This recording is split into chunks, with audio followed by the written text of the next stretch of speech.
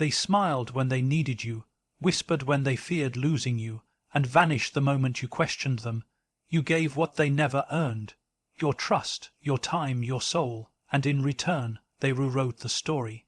They turned your loyalty into obsession, your patience into blame, and your truth into an attack.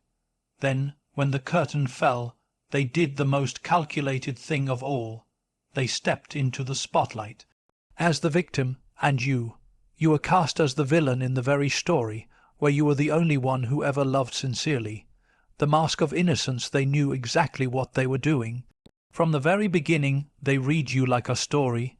Your empathy, your willingness to see the good in people, your tendency to explain away the red flags as just bad days. And so, they smiled gently, spoke softly, and leaned into your trust like it was theirs by right. But beneath that calm exterior was a rehearsed performance, a mask of innocence, carefully constructed and beautifully worn.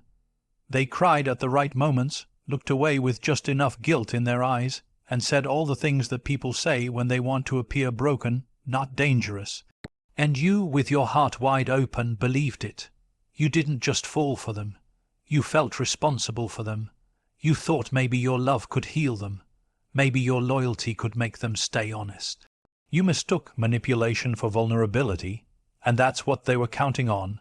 The truth is, they didn't come to you for connection. They came to feed. They needed someone who wouldn't fight back.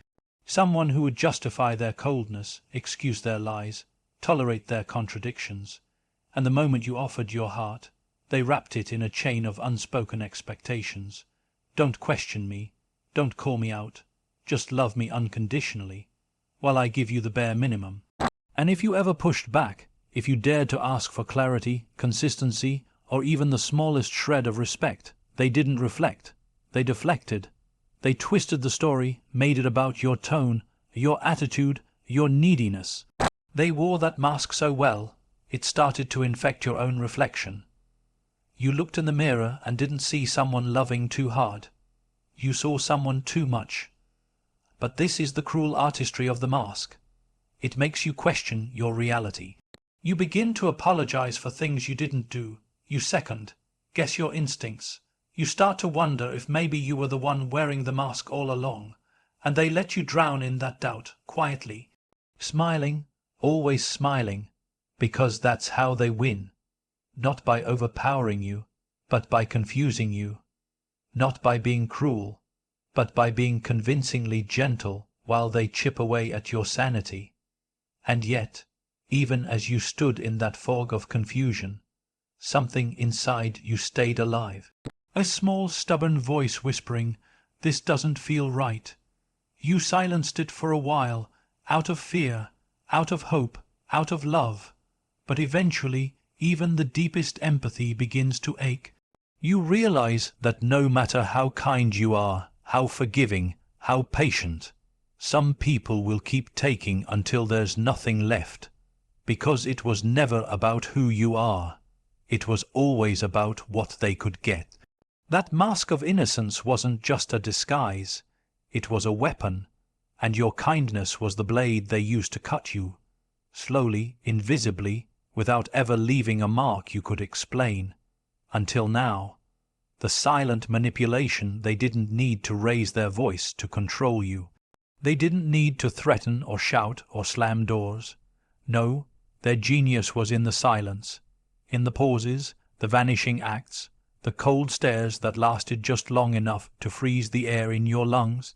You were dealing with someone who weaponized absence, someone who understood that withholding can hurt more than hitting, that a quiet room can be louder than an argument. When you spoke your heart, they blinked, nodded slowly, and gave you nothing. No comfort, no answers, just that distant expression that made you question if you'd even said anything at all. And somehow, you walked away feeling like the one who'd gone too far. You thought maybe you'd overreacted. Maybe they were just tired. Maybe. The silence bred confusion, and confusion made you compliant. This is how they operated, with subtlety. They didn't lie outright, not often, because lies could be traced. Instead, They used half-truths, delays, distractions. They changed the subject when things got too real. They conveniently forgot details, rephrased conversations, left out just enough to change the meaning. You were never given the full picture, and every time you tried to put the puzzle together, they made sure you questioned the pieces. "I never said that. You're misremembering. You always take things the wrong way." And just like that, reality slipped through your fingers. Not because it wasn't there, but because they made you doubt it. What's more painful than being lied to? Being made to feel insane for seeing the truth. They twisted your words like wet cloth, squeezing out the meaning until all that remained was a version of you that looked unreasonable, emotional, unstable.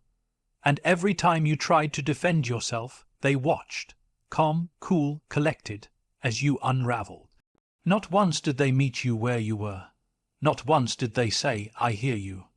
Because to hear you would be to acknowledge what they did, and acknowledging it would mean giving up control, and that they could never do. But their cruelty wasn't in what they said, it was in what they didn't say. You cried in front of them and they looked at the wall. You reached out and they recoiled. You gave explanations, opened your wounds, laid bare your soul, and they responded with a shrug, as if your pain was boring, as if your heartbreak was an inconvenience. And then, when you finally had enough, when you stood up and said this is wrong, they suddenly transformed. The same person who ghosted your grief, who looked through you when you were breaking, now clutched their chest and cried, "How could you do this to me?" And just like that, they flipped the narrative. They were the victim, you were the aggressor. The world, if it ever heard the story, would see someone gentle, reserved, heartbroken.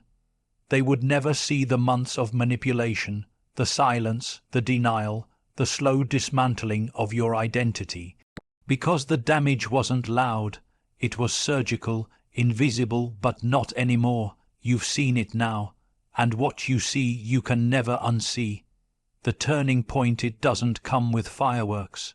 There's no applause, no dramatic confrontation, no final goodbye drenched in closure. The turning point is quiet. It arrives like a whisper in a crowded room, small, certain, undeniable. One day after everything, after the guilt, the confusion, the sleepless nights, you simply stop waiting for them to change. That's it. No anger, no breakdown. Just a slow, grounded realization. They were never confused. They were never trying. They knew exactly what they were doing. And you were trying to fix a script they had already finished writing. That's when something deep inside you shifts. Not your heart, not your mind. Something older than both. Your spirit. The part of you that remembers what it feels like to be whole. You stop explaining. You stop defending. You stop rehearsing what you'll say the next time they twist your words, because you finally understand they were never listening. Not to your words, not to your pain, not to your truth. They listened just enough to know where your buttons were, and then they pushed them again and again to keep you dancing in circles. But that moment, the turning point, it's when you step outside the circle. You look at the pattern, not the moment. You stop making excuses for the one who keeps making choices. You realize love without honesty isn't love. Apologies without change aren't healing, and silence in the face of your suffering isn't peace. It's power being used against you. The turning point isn't about revenge or dramatic exits. It's not about yelling "I'm done" or blocking them on every platform. It's deeper than that. It's when you emotionally disconnect, when your nervous system no longer trembles at their silence, when their approval no longer defines your worth, when you see them for who they are, and you don't flinch. That is power, that is clarity. And for someone who's been caught in a cycle of emotional manipulation, clarity is nothing short of a miracle. And don't be surprised if, when you reach that point, they notice, not your words, but your energy, the calm, the distance, the detachment. They feel it even if you never speak it. That's when they try to reel you back in, not with anger, but with nostalgia. Memories, regret. They suddenly remember everything you ever meant to them, but it's too late, because the version of you who would have clung to crumbs is gone. You don't need to be angry. You don't need to prove anything. You've just outgrown the game. That's the thing about turning points. They don't change them, they change you. You don't beg anymore. You don't chase. You don't break trying to explain your value to someone who never intended to see it. You become still, and in that stillness you reclaim your power, not by fighting harder, but by walking away softer, wiser, and stronger than ever before. The power of walking away. You don't need to slam doors to leave with dignity. You don't have to scream your truth to make it real.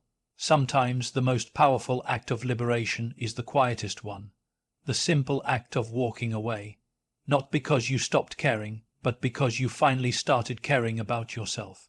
You've already poured your energy into explanations they refused to hear, into compassion they mistook for weakness, into love they never intended to return. So now you no longer raise your voice. You raise your standards. And in that silence, you reclaim what they worked so hard to dismantle. Your peace, your presence, your power. They never expected you to leave. That was their miscalculation. They thought you would stay forever in confusion, addicted to their moments of kindness, attached to the hope that one day they'd finally become the version of themselves they pretended to be in the beginning. But people like that don't change, not because they can't, but because what they do works for them. They get what they want by keeping others uncertain. They survive by rewriting the story so they're always the victim, even when they're the one holding the knife. But you stopped trying to edit their script. You stopped playing a role in a story that always ends with your suffering. And in walking away, you didn't just exit the room. You burned the stage. You'll be tempted to look back, to check if they noticed, to wonder if they finally see what they lost. But that's the old you, the one who needed their validation to feel seen. Now you walk without needing an audience. You walk not to prove a point, but to protect your soul, and something beautiful happens when you do. Your silence becomes louder than any accusation. Your absence becomes a mirror. Suddenly, they're left alone with the version of themselves they tried to hide behind your love. No one left to blame, no one left to absorb the fallout, just them, and the echo of everything they denied. The world may not understand why you left. They may only see the surface, the calm goodbye, the lack of drama. But you know the truth. You know the nights you stayed up second, guessing your instincts, the way you shrank yourself just to make peace, the exhaustion of trying to love someone who only loved what you could give. You didn't walk away because you were weak. You walked away because you were done betraying yourself for the illusion of connection. And here's the truth they never saw coming. Walking away isn't the end of your story. It's the beginning of your return. Return to clarity. Return to dignity. Return to the version of you that doesn't settle for emotional scraps. Because when you walk away from what breaks you, you walk toward what builds you. And that, right there, is a kind of strength they will never understand. Their regret, your liberation, they will remember you, not in public, not in words, but in quiet moments when no one is watching. In the silence after midnight, when the noise of their performance dies down and there's no one left to blame, no one left to mirror the version of themselves they wanted to believe in. That's when you return, not in body, but in memory. The one who stayed, the one who listened, the one who believed in them long after they stopped deserving it. That's the cruel poetry of regret. It doesn't announce itself with a bang, it lingers like a shadow. And they will feel it, not because you wished it upon them, but because that's what happens when someone loses something real they thought would always be there. But you're not standing around waiting for that moment. You've already stepped into something greater, liberation, a life where you no longer carry the weight of their choices, where your worth is no longer tied to their inability to see it.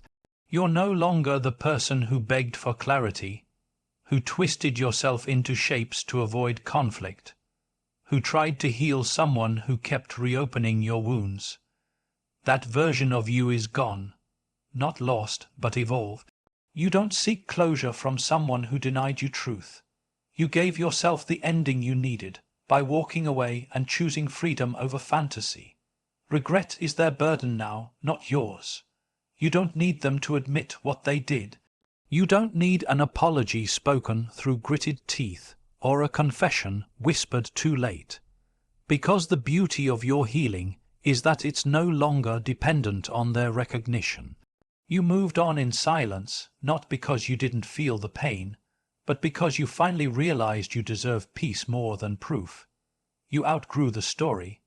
You let go of the illusion that you could ever make someone love you the right way by loving them harder. And while they replay the past and edit the story to make themselves the victim, you're out there building a new chapter, one where your joy isn't borrowed, your worth isn't negotiated, and your peace isn't conditional. The past will visit them in the most inconvenient ways, when they see someone who reminds them of your strength, when they hear your favorite song, when they realize that no one else will ever offer what you gave so freely. And in those moments they'll feel it, not the absence of you, but the absence of who they were with you. Because you brought out a version of them they couldn't sustain, and that loss will haunt them more than they'll ever admit. But you've moved on, not out of bitterness but clarity, not out of revenge but resurrection. And that is the greatest form of justice, not their regret, but your freedom. Because in the end, you didn't just walk away from them. You walked back to yourself.